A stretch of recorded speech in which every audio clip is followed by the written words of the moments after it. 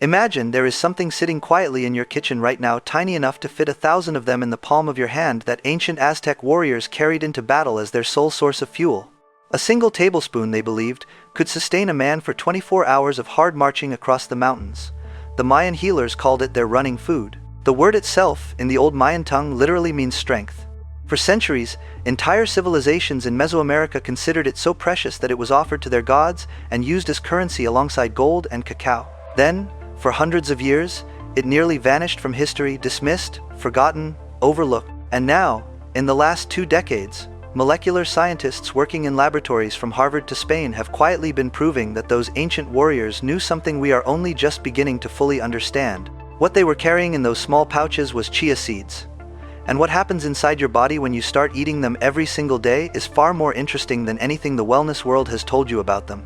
So let us do something different today. Let us not just talk about chia seeds in the vague way you may have heard before: good for you, full of omega-3s, helps digestion. All of that is true, but it barely scratches the surface.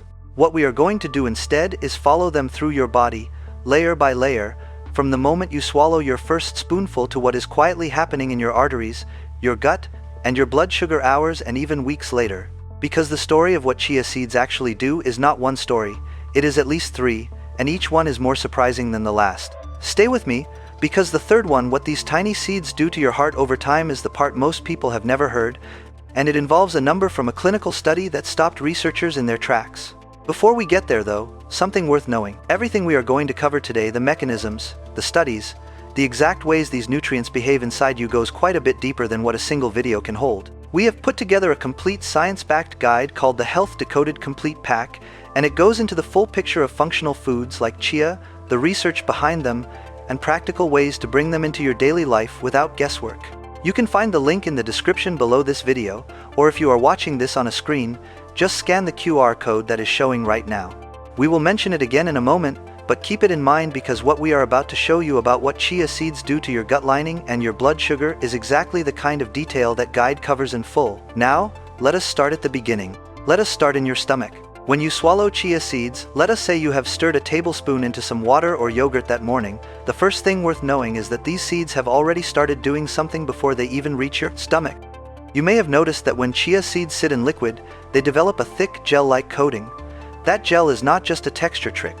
It is one of the most medically interesting things about the seed, and it forms because of a type of fiber the seeds are extraordinarily rich in called soluble fiber. Think of this fiber as a sponge that can hold up to 12 times its own weight in water. When that gel forms around the seed, it creates a kind of slow-release capsule, and when that capsule reaches your stomach and then your small intestine, something remarkable happens to the speed at which your meal is digested.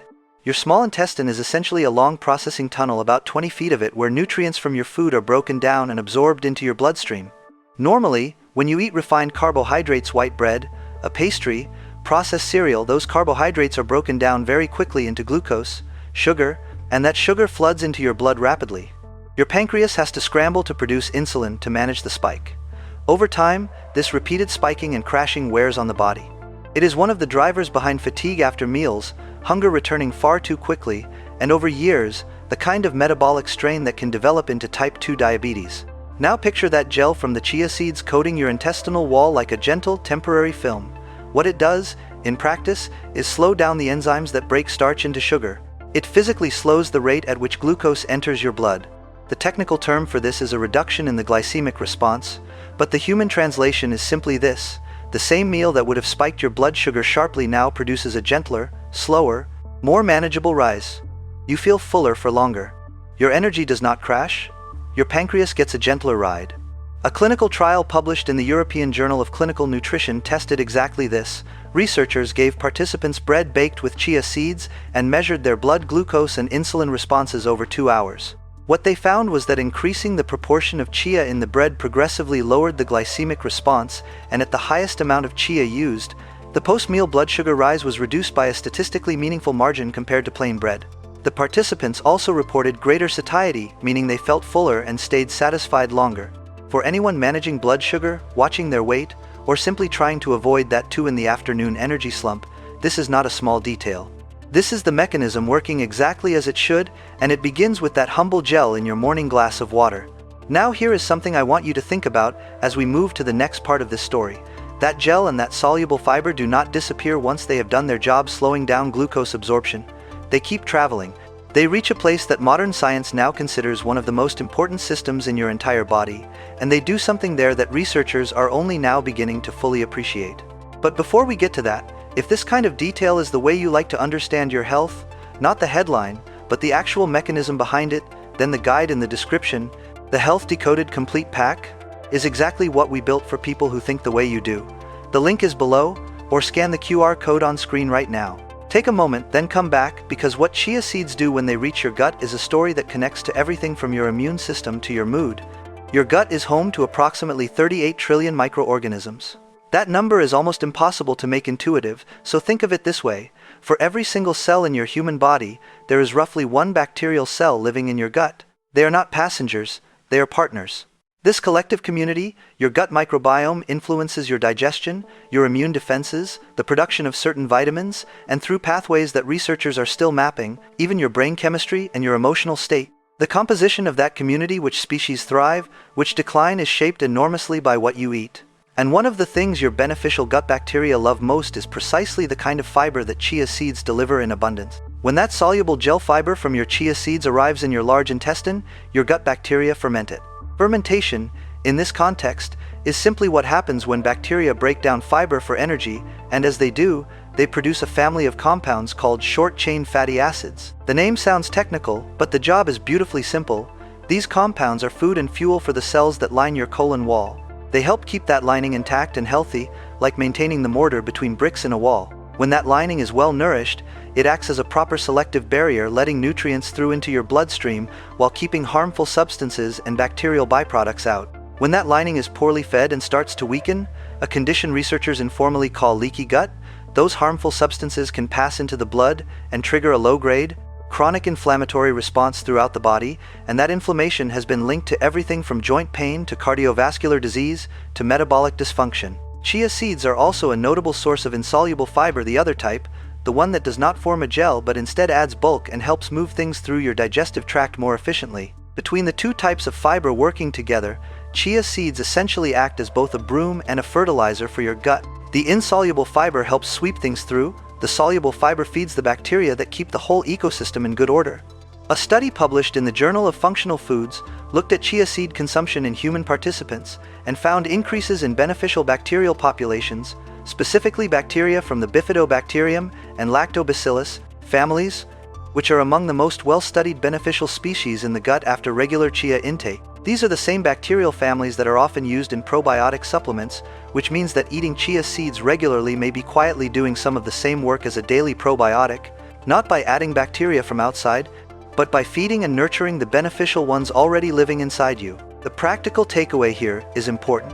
If you have experienced digestive discomfort, irregular bowel movements, or a vague feeling that your gut is just not working quite right, adding chia seeds consistently, not once in a while, consistently can make a real and measurable difference. Start small, because any significant increase in fiber can cause bloating or discomfort at first, especially if your current diet is low in fiber. A teaspoon a day for the first week, then slowly building to a tablespoon or two, gives your gut time to adjust. And always drink plenty of water when you increase your chia intake, because that fiber needs liquid to do its job properly.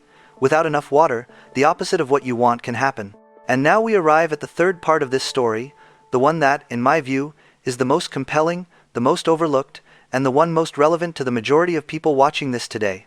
Because if there's one thing that affects almost everyone past a certain age, one quiet threat that works in the background of daily life without announcing itself, it is the health of the cardiovascular system, the heart, the arteries, the blood. And what chia seeds do in this domain when eaten consistently over time is where the most striking clinical data lives. Let us first understand the problem. The walls of your arteries are not just passive pipes. They are living tissue, and they respond to everything in your blood: the fats circulating there, the glucose, the inflammatory signals, the pressure of blood moving through them. Over decades of eating the modern Western diet, those walls can accumulate deposits, become stiffer, less elastic, and begin to show the kind of damage that eventually leads to events we desperately want to avoid: heart attacks, strokes, cardiovascular disease, which remains the leading cause of death worldwide. Three things are central to this slow process: blood pressure, inflammation, and the balance of fats in the blood, particularly something called triglycerides, and the balance between different types of cholesterol. And chia seeds, it turns out, have something meaningful to say about all three. The reason comes down largely to their extraordinary content of a particular fat omega-3 fatty acid, specifically a type called alpha-linolenic acid, or ALA. Chia seeds are, gram for gram, one of the richest plant sources of omega-3 on the planet. A single 2 tablespoon serving contains more omega-3 fatty acid than a serving of salmon. Now, it is worth being honest here, because nuance matters. The form of omega-3 inches chia seeds, this ALA, is not identical to the EPA and DHA omega-3s found in fatty fish and fish oil, which are the forms most directly active in the body. The body does convert ALA into EPA and DHA, but the conversion rate is modest, somewhere between 5 and 15%, depending on the individual. This is not a reason to dismiss chia seeds as a source of omega-3. It is simply a reason to understand what they offer accurately. For people who do not eat fish, chia seeds are still one of the best plant-based options available, and the total picture of chia's cardiovascular benefit goes well beyond just the omega-3 content. Omega-3 fatty acids, when present in the body at adequate levels, act like a gentle anti-inflammatory agent throughout the cardiovascular system. Think of chronic low-grade inflammation in the arteries as a kind of slow, smoldering fire in the walls of those blood vessels. It does not burn hot and obvious, but over time it damages the tissue and sets the stage for the buildup of plaque. Omega-3s help dial that fire down. They also influence the balance of blood fats in ways that cardiologists care deeply about. They tend to lower triglyceride levels, which are a form of fat that circulates in the blood and, when chronically elevated, is a significant risk factor for heart disease. Then there is the fiber connection again, because soluble fiber does something fascinating in your digestive tract that directly affects your cholesterol levels. Bile acids are substances your liver produces using cholesterol to help you digest fats. Normally, after they do their job, these bile acids are reabsorbed and recycled. But soluble fiber binds to bile acids in the intestine, essentially trapping them and escorts them out of the body in waste. Your liver, needing to produce more bile acids, pulls cholesterol from the blood to do so. The net result is that circulating LDL cholesterol, the type most associated with arterial plaque buildup, goes down. This is the same mechanism that makes oat fiber so effective at lowering cholesterol, and chia seeds, with their high soluble fiber content, work by the same principle. A study published in the journal Nutrients specifically examining chia seed consumption and cardiovascular risk markers in overweight adults found that regular chia intake led to significant reductions in both triglycerides and total cholesterol over a 12-week period. The participants eating chia seeds also showed improvements in blood pressure, which, if you think about it, makes biological sense. When the blood is less viscous, when inflammatory tone in the arteries is lower, and when cholesterol is moving in the right direction, the heart does not have to work as hard to push blood through the system, and the pressure naturally eases. But perhaps the most striking cardiovascular study on chia seeds came from a trial that looked specifically at people with type 2 diabetes, a population at dramatically elevated cardiovascular risk, and measured a marker called C-reactive protein, or CRP. CRP is a protein your liver releases when there is inflammation in the body, and it is considered one of the most clinically meaningful indicators of cardiovascular risk. High CRP is associated with a higher risk of heart attack and stroke. In this study, participants who consumed chia seeds daily for 12 weeks showed a statistically significant reduction in CRP levels compared to the control group. The reduction was not trivial. It was meaningful enough that the researchers concluded chia seeds could be considered a useful dietary strategy for reducing systemic inflammation in high-risk individuals. That is the language of peer-reviewed science, and it is saying something significant. Now I want to be careful here, as this channel always tries to be, about what this means practically. Chia seeds are not a medication. They are not a replacement for blood pressure drugs, cholesterol-lowering statins, or any other cardiovascular treatment prescribed by a physician. What the evidence does show consistently, across multiple studies and multiple risk markers, is that regular chia seed consumption is one of those dietary habits that quietly, cumulatively nudges your cardiovascular numbers in the right direction. Not dramatically overnight, but meaningfully, over weeks and months, as part of a broader commitment to how you eat and live. And for a natural food that you can stir into your breakfast without thinking twice, that is a remarkable thing. Let us also talk for a moment about something that does not get enough attention in the chia seed conversation: the mineral content. These seeds are an excellent source of magnesium, calcium, and phosphorus, 3 minerals that most adults in the Western world are chronically deficient in, often without knowing it. Magnesium alone is involved in over 300 enzymatic reactions in the human body. Think of it as the quiet coordinator behind the scenes, helping muscles relax properly, including the heart muscle, supporting nerve function, and playing a key role in blood sugar regulation. When magnesium is low, blood pressure tends to rise, sleep suffers, muscles cramp more easily, and energy metabolism becomes less efficient. 2 tablespoons of chia seeds provides roughly 18% of the recommended daily intake of magnesium for an adult. That is not everything you need, but it is a meaningful contribution from something you might be eating anyway. The calcium in chia seeds is also worth noting, particularly for anyone who does not consume dairy products. 2 tablespoons of chia seeds contains more calcium, by weight, than a glass of milk. For those building a plant-based diet, or for older adults concerned about bone density as the years pass, this is genuinely useful. The bone mineral density story in aging is one where every consistent dietary source of calcium and phosphorus, combined with adequate vitamin D and weight-bearing movement, makes a real cumulative difference over decades. So, what does all of this look like in practice? How much should you actually eat? And what are the most sensible ways to incorporate chia seeds into a normal day? The research studies we discussed today generally used amounts between 1 and 2 tablespoons per day, roughly 10 to 20 grams. That is the range where meaningful effects have been observed without the digestive discomfort that can come with dramatically higher amounts.